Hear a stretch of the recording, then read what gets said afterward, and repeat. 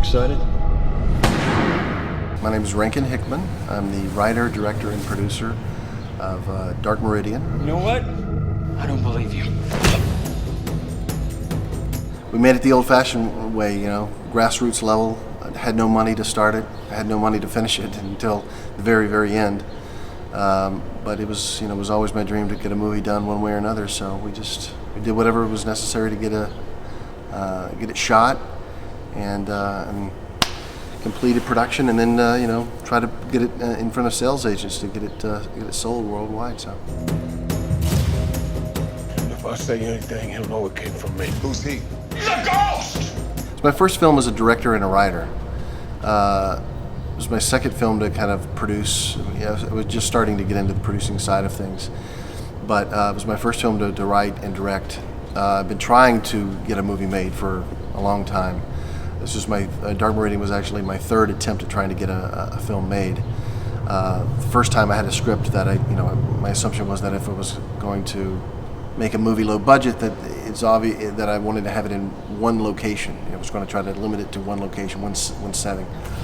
And that didn't work out because I ended up shooting it on location, and if you can't control that environment entirely, then you can't make your movie. I mean, if you're shooting in a house and you've got lawnmowers next door and air conditioners, and you just can't control all the sound around you, then it was a nightmare. So changed the story. The next story I wrote was about a guy who had been beaten and left in the middle of the swamp and had to get back to civilization. So in that story, my setting was the swamps, and I was like, I have no locations that I have to get. So the idea was that I wouldn't have to rely on any house or any one place. I could just find what I needed in nature and kind of make it work.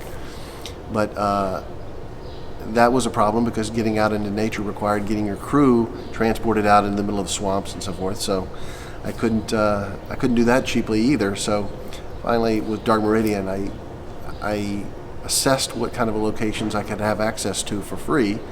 My friend and producing partner, Jimmy Woods, had a warehouse that he had access to, so I wrote a story from the inside out, basically around the locations that we had, and in that way it finally worked and we were able to get it done. It was filmed entirely in New Orleans with an entirely New Orleans-based crew and cast. The film business has always been pretty strong in New Orleans because it's a destination that people want to come to. So even as far back as when I got into the film business in the late 90s, it was always a place that had at least a few movies that were being shot here every year. Commercials have always been a big thing as well. But when the tax incentives kicked in the early 2000s, around 2001, 2002, it slowly started ramping up. People started, the crew base started building as more and more production started coming to New Orleans until by 2015, when the tax credits changed, there were so many productions. When it started off, you could only really support one or two productions at a time in the city at any given time. By 2015, that was up to like 15. I mean, it was insane how many productions were happening all at once. Television series, features, all happening, overlapping each other with new crews coming to New Orleans all the time. So after Katrina, there was a little bit of a lag, and it did affect it in that we weren't just shooting in films in New Orleans. It was all across Louisiana, in Shreveport and in Baton Rouge. The whole state got in on the big film boom, Hollywood South boom. But New Orleans is still was and remains today the primary destination for filming, just because people from Los Angeles or actors from people that come in from out of town, they want to experience New Orleans.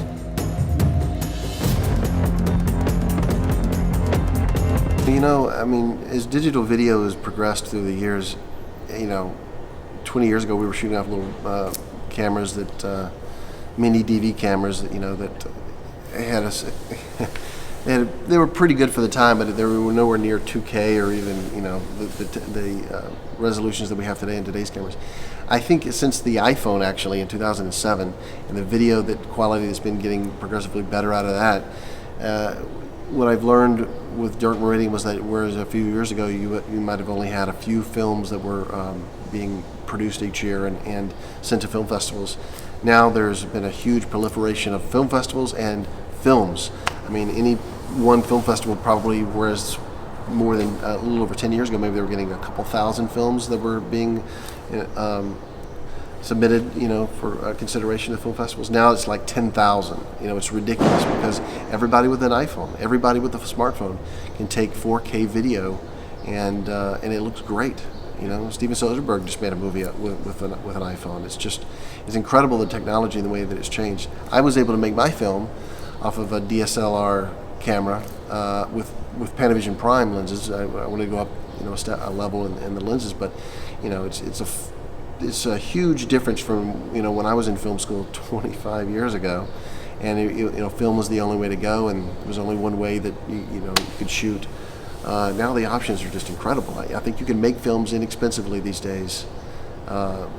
If you design it to be small, if you think about how involved you want a crew to be in your production, if you can design a movie to be small and produce it small, and technology's caught up with all of this. You can actually make features, with hundreds, as opposed to thousands and thousands that you would have to do years and years ago. So it's a great time to be a filmmaker. It really is.